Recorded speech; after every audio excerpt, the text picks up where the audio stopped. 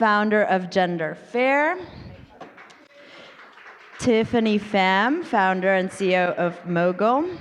Allie Hoffman, founder of Equality Equation. And Kate Gardner.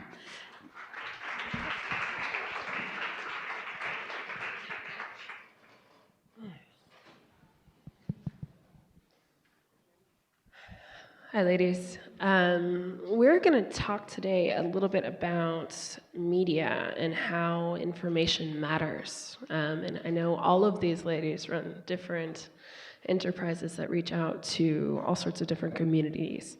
But we're going to skip ahead and ask, the big question: why does access to information matter? And I'm going to go run all the way down to Lauren because she's the only one I don't know personally.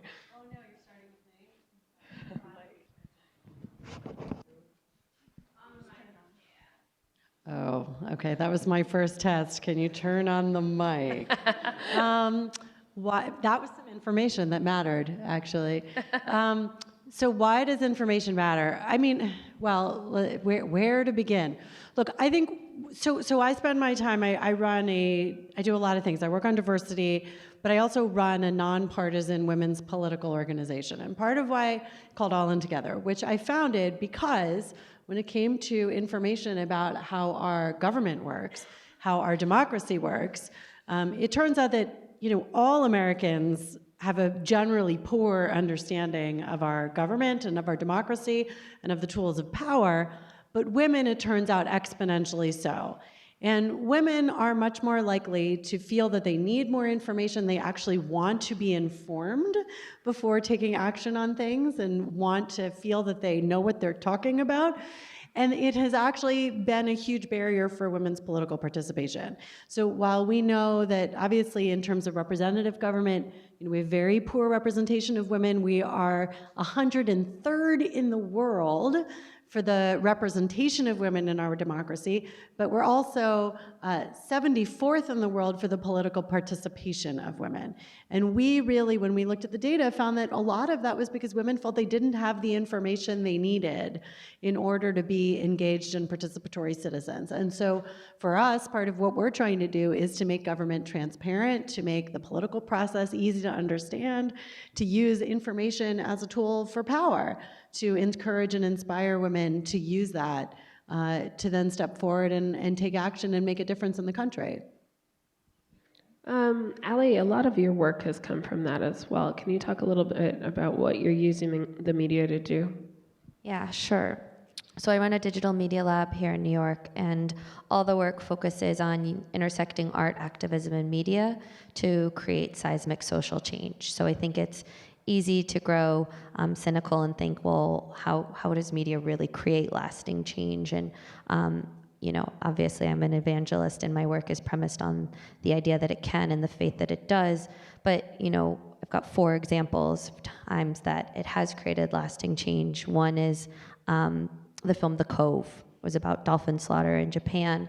And after it came out, we saw rates of death essentially go to nil in Taiji, Japan. The film Blackfish, a single film, had a $25 million effect on SeaWorld the quarter after the film came out. will.i.am's Yes We Can video had a discernible effect on the 2008 election. And we worked on a campaign with a woman named Brittany Maynard. We basically created 15 minutes of media that we put on YouTube. It got 16 million views, but it changed laws in 27 different states. And it was just simply the combination of an idea whose time has come and a powerful storyteller to push the change. And Amy, your work too. Oh, the information I'm going to tell you about is you have an amazing amount of power. All the women in this room today have consumer power, and I try to give you data so that you can use that power effectively. So we have a database called Gender Fair that collects information on 200 publicly traded companies on how they serve women as leaders, employees, with philanthropy and advertising. So if you're going to spend $1 or $10 for shampoo, do you want that $10 to go to a company that has great women's leadership, has great women's philanthropy, good advertising, and supplier diversity reporting? Or do you want to give it to a company that has no women on the board and no executives and no paid mat leave? Well, you can make that choice very easily, and by making use of this information, you can create a lot of change. So I urge everyone to do like Sally Krawcheck says, and use your money to create change. Our political voice, even, that matters, because women give 24% of political giving, right? Political donations now, and we have, what, 20% in Congress. I would say if we give 55% in political donations, would we get 50% representation? So as a feminist, I think the dollar is the only way that we're going to buy our way into equality, whether it's a consumer or an investor or as a citizen buying political messages. That's a lot of information, but... And Tiffany, are you seeing this reflected in the work that you're doing at Mogul? Yes, definitely. So if you're not familiar with Mogul, I'm the founder and CEO of Mogul, which is the largest female millennial platform worldwide, enabling 18 million women each week to connect, share information, and access knowledge from each other. And it's incredible. You go on the platform and you can see what women are talking about around the world right now in this moment, what's on top of women's minds, what's trending as they're uploading articles, videos, jobs, events, products from all around the world. And it's really important to see.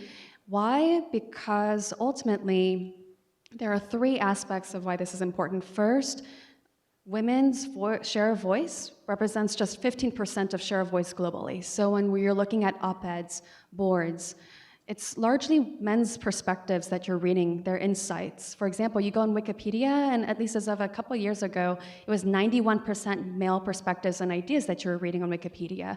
Therefore, with Mogul, by encouraging girls and women at the earliest stages of their lives and careers to speak up, we can accelerate this rate right away from the 10-15% to much more, of course. Secondly, the second reason this is important is because women just represent 10 to 20% of top leadership positions. So therefore, with Mogul enabling users to upload jobs and opportunities amongst each other and share it amongst one another, we can accelerate this rate as well of women reaching managerial positions and above. We work with so many incredible companies, Fortune 500 globally, that ultimately upload their jobs and internships and tap that top female talent into their workplace and enhance their diversity and inclusion. And it's only through that sharing of information that that can occur. And then thirdly, there's of course 62 million women or more young girls who are prevented by their societies from attending school, who are unfortunately not able to gain access to an education. So the special model behind Mogul is that for every dollar Mogul earns, we have a special partnership with the United Nations whereby for every dollar Mogul earns, Mogul provides a free education to one girl in need through our partners, such as the UN, thereby now providing a free education to the 62 million women around the world who need it. So it's through that sharing of information yet again that we can accelerate that rate in which education is spread. And once you know that a company like Mogul does this, you can see why it's important that we have more women in leadership running companies and changing the way people do business. So congratulations, Tiffany. I love it. Thank you. I don't think Bustle does that. I don't think Bustle does that. To shift the conversation a little bit, a lot of your information is being shared through social media platforms, digital platforms other than traditional earned media sites. Ellie, I know a lot of your stuff goes out that way. What impact are you seeing from using social to distribute content? All the impact.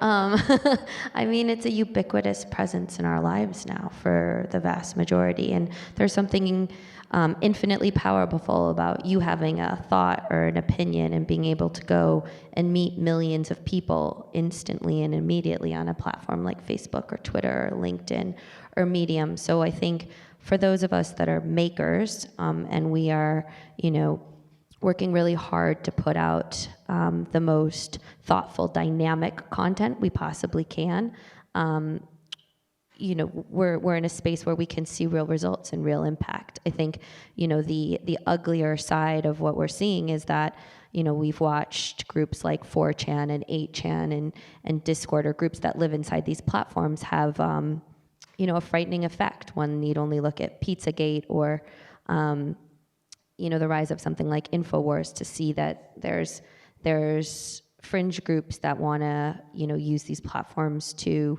disseminate harm and information that they have not verified. And so I think that as a citizenry, it's our job to carefully consider, right? To understand as much as we humanly possibly can, to engage, to analyze, and to put our opinions to the test before we put them out. But then after that, I'm just a big believer in sharing them. Your voice is powerful and it deserves and needs to be heard. So I guess sometimes I feel old-fashioned when these conversations come up, because I don't think anyone's disputing the incredible power of social media.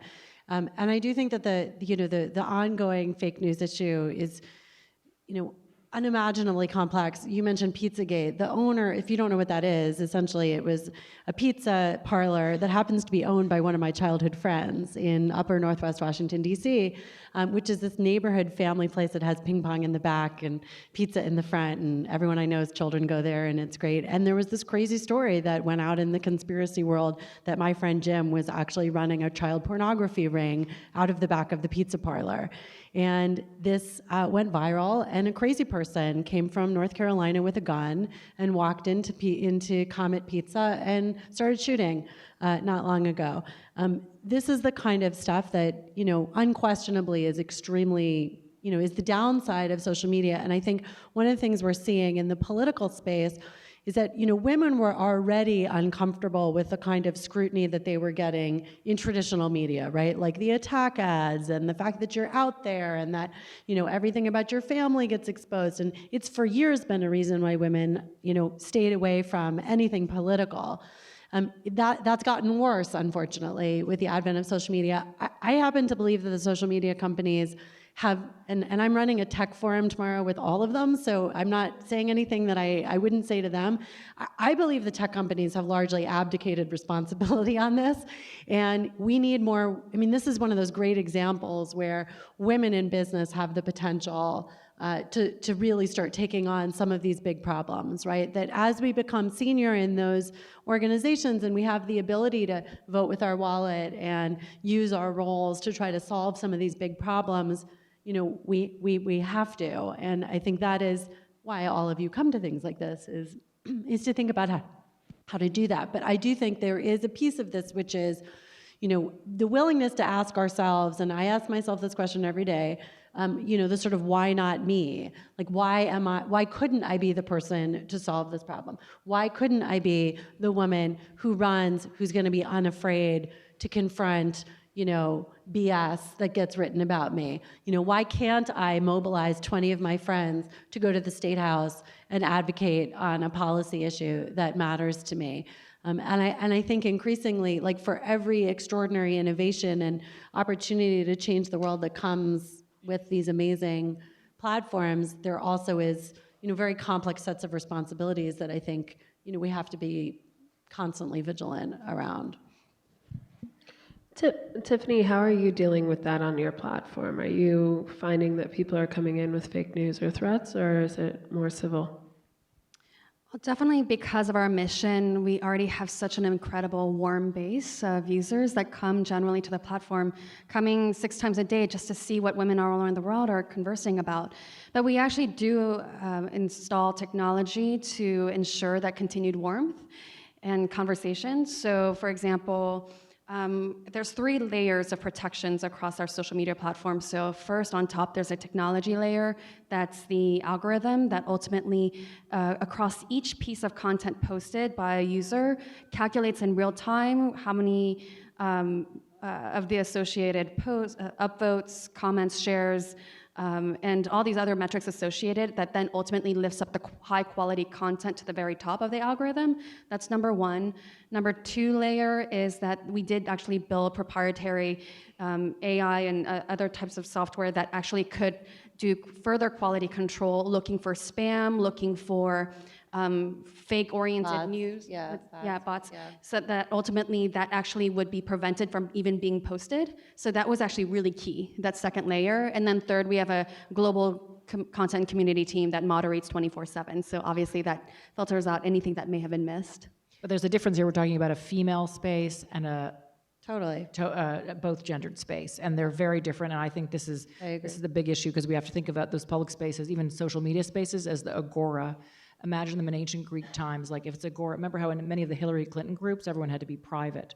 I thought that was actually very weird at the time, and now I realize that is very weird that women couldn't actually advocate for their candidate publicly. So, Well, and one of the things companies are not policing the agora. No, they're not. They're And- letting mobs come and attack people physically. I mean, almost not physically. But. No, absolutely, they're not. And even, some of the companies that have really strict policies around this, and I'm not going to call anyone out, but I think you know who I'm talking about, are not actually policing even their own policies around online harassment, which is, really not okay. But look, one of the things I meant to say when I started saying I started with the I'm old-fashioned, look, one thing that we know about certain kinds of discourse is they shouldn't be happening online. They need to be happening in human forums. I mean, the reason why all of you still show up to the Ellevate conference and to my conference and to your conferences is because there are dimensions of complex, nuanced social issues and that require human interaction. And there are dimensions of our political discourse and our social discourse that we will never solve online. And I think women especially part of why we do so much live in person and don't overinvest in social for what we do, because we find that people want the physical safe space of being able to show up and work with someone face to face. And so I love social media and I love all the things that it does. And I think it is not a replacement for having, meaningful dialogue and engaging with people who have different perspectives from our own, which we cannot do behind the veil of a computer. And also with another consumer lens, think you're all users of these platforms, and how do you want these platforms to be? And what kind of policies do you want to be seen enacted on these platforms? And feel free to tell whatever social media platforms you want how they should be conducting themselves, because they make money off of women, okay? Women are I think every woman is worth $1.64 per year on Facebook or something like that. They know how much money you're worth. So if you tell them you won't play anymore, they'll definitely change the rules. So when in every action you have every day, I want, the information I want to give to all of you is that everything you do makes money for either you or someone else. And when you're making money for someone else, be very cognizant of that. And even your taxes, when you pay a tax dollar, how much is coming back into your community or to your women's community? So I think this is I never thought that way as a woman before. I never realized that money was so important, and now I really do think it is. So yes, use it wisely. Allie? Yeah, I just want to agree and also say too that, I fear us being idealistic and saying, well, some conversations should be had in person and some conversations should be had online, and these are the best ways to have them. I think, billions and billions of people are having billions of conversations a day, and we're, to a certain extent, powerless to control that. And just actually to go back to Pizzagate, we've got to be careful with what we consider having gone viral.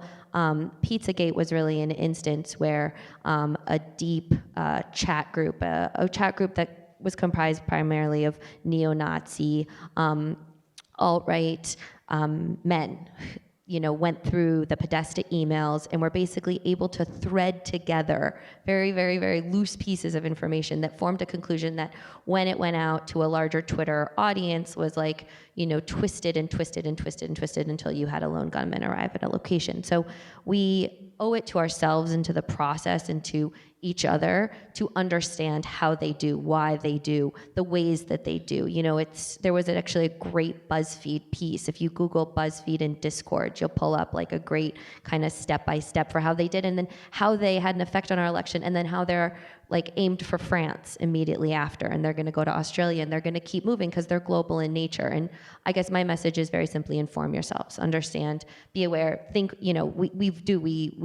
We vote with our dollar. We are a powerful cohort, and we're really good at leading with empathy as well. So I think it's up to us to say this is what we want, and this is what we need. we think about product labeling. We can show if things are GMO free or cruelty free, but there's no information labeling at the moment. But So true. People ask me all the time. I mean, the number one question that I get from people are, what are legitimate news sources that I can count on? And since you didn't ask, but I'm going to tell you anyway. Look, I mean, there are in fact journalistic standards at the major newspapers that remain in place, but also there are organizations like ProPublica. And if you don't know ProPublica, which most people still don't, go subscribe to ProPublica. They're a non-profit, non-partisan, incredibly rigorous news source that has, just unparalleled quality and, real journalistic integrity.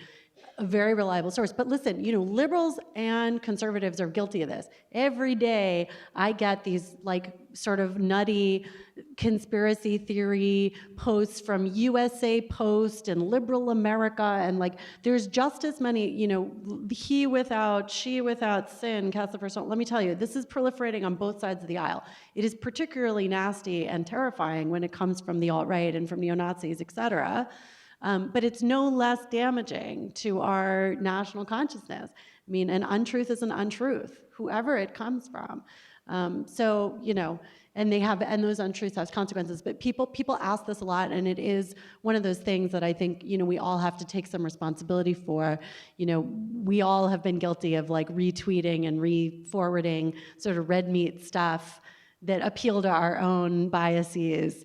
And so I happen to think we're all sort of guilty of this. I mean, there was a thing yesterday where I got a lot of flack for this, but Ivanka Trump tweeted something yesterday about the need for affordable childcare in the country. Now, whatever you think of Ivanka Trump, I'm sorry, every liberal in this country has been arguing for affordable childcare for as long as I can remember. And you know what? She's the first Republican in the White House to talk about affordable childcare in my lifetime. Right? So we can turn that into an opportunity to scream and yell about everything, we don't agree with, or we can also look for some opportunities to say, you know what, she may be on the other side of the aisle from me, but I happen to agree with that. And I am embarrassed when my, liberal colleagues who've been arguing for this for years just immediately discount it because it came from someone we don't agree with on 10 other things. It's a small example of where we can be more thoughtful about our own discourse. And I'm not judging anyone's politics. I'm just saying we have to look at ourselves. And I think liberal America is just as guilty of some of this as conservative America. Allie, do you want to add anything to that? Yeah, I mean, the only thing I would add, and I would say this if, it was a liberal White House, is, before you retweet, just try to dig a little bit into the core motivation as to why she might be saying what she's saying or doing what she's doing. And I'm not disputing that it's, something that's positive for moms everywhere, but I think it's our collective responsibility just to think that much deeper, especially at a time when, those in the highest echelons of political power are disseminating the idea that the sources that we've been conditioned to trust aren't worthy of our trust, right? We're living in a time where there's sort of a deliberate chaos being thrown out at us. So it's an obligation and a duty, again, for all of us just to dig that much deeper every single time. But to share, and to continue to communicate with each other at the same volume, but maybe just build in an extra 5 minutes of research. Deliberation, perhaps. While we share on social platforms, we are providing data points to a wide variety of people, the companies who provide the platforms, to the marketers, to the advertisers. Tiffany, you see the backside of that often. Can you tell us a little bit about what women do when they're in mass in your community? Sure. So on our platform, they're, of course, not only sharing their own articles, videos, jobs, events, products, as I'd mentioned before, but they're ultimately then showcasing what are their interests and their passions and their skill sets. And that's why we end up working with so many incredible companies to be alongside our users, posting their own jobs and internships so as to then be able to tap the talent that they see on the platform into their workplace. But what that means is actually that it's in line with what's happening today, that women want, and men, both too, want to work at the companies that they actually spend their money with as well. So that's what's actually then leading to this trend in HR tech amongst the companies that we work with called employer branding. So many of the partners we work with are dedicating increasing resources into this practice of employer branding. And the best of employer branders are basically those who think about the impact that they're creating on the world with their customers. What are they doing for customers? How are they impacting them? And ultimately, then trying to use that to reflect back into their workplace in the form of values. So what I mean by that with Mogul as an example, for example, is that then with Mogul, what we're doing for women is essentially enabling their share of voice, economic opportunity, and education, right? So what that would mean, therefore, is that it translates back into our culture in the form of us trying to do that for our own employees. We do that, for example, in terms of share of voice. We enable our whole entire company to talk in real time feedback, transparently, so that ultimately they can be sharing their latest challenges at any given moment, and that enables us to move faster and accelerate. We have a weekly win session every single Friday night, a champagne toast around the whole entire company, in which every single member of the team goes around the whole entire company sharing their latest win and innovation, thereby enabling us as a company to see their latest need and for reward, essentially, if they're doing an incredible job. On the economic opportunity side, it enables us, to provide incredible benefits as we see that, since that's what we're doing for our users, we should be doing for our employees as well. Therefore, we enable them to have unlimited vacation, unlimited sick days, unlimited remote, free cars after 10 p.m., anything that they want to do. You're going to get resumes after this. Anything that they want to do to personally develop their personal passions, we'll incorporate into their daytime role so that they can do it during the daytime too. Finally, in terms of education, we believe so much in education that we'll subsidize courses, any outside course that they want to take. For our anniversary as Mogul, a company, we actually took our whole entire company to do a company-wide shopping spree across all Barnes & Nobles across New York. Will you hire me? So now ask yourself, where do you want to spend your time then? Do you want to be reading a website where they don't treat their employees well? When she talks about branding, like employer brand, this goes for also, a reader. So we can choose Mogul knowing this is a company that serves its employees and users well. I'm going to go on Mogul now. Too old? Am I too old? No, not at all. Oh. Across generations. And I wonder actually if a lot of the companies that are on Mogul, are they gender fair? I wonder if there's an overlap between the companies who are caring about having a good reputation for employees. They're trying to get people to work for them, and they're trying to get people to, buy their stuff. So What's so smart about what you're lists. doing is that, for years, the LGBT community has been extraordinarily well informed about what companies in America absolutely do right in terms of LGBT rights. And the second there is the hint of a discriminatory company or discriminatory practices, the LGBT community galvanizes around that so fast, right? You look at what happened in North Carolina and in Indiana and in other states, companies that immediately left those states because of it. We have not done that. No. And actually, I have to add a stat to that because this is so powerful about when we talk about what women can do with information. The Human Rights Campaign about 14 years ago started the Guide to Corporate Equality. And when they first started, only about 13 or 14 companies had good LGBT policies. Now 500 do. Now women haven't done that.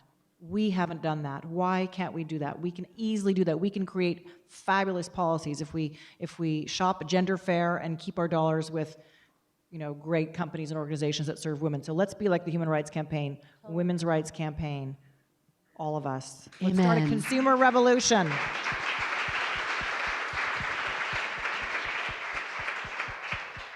All right, we have about 30 seconds left. Do you guys have any closing statements? We'll start with Allie and go down the line. I think what you all just said really evidences a powerful truth, which is that, we have enormous power in our dollar, in our thoughts, in our opinions, in the sort of choices we make every day.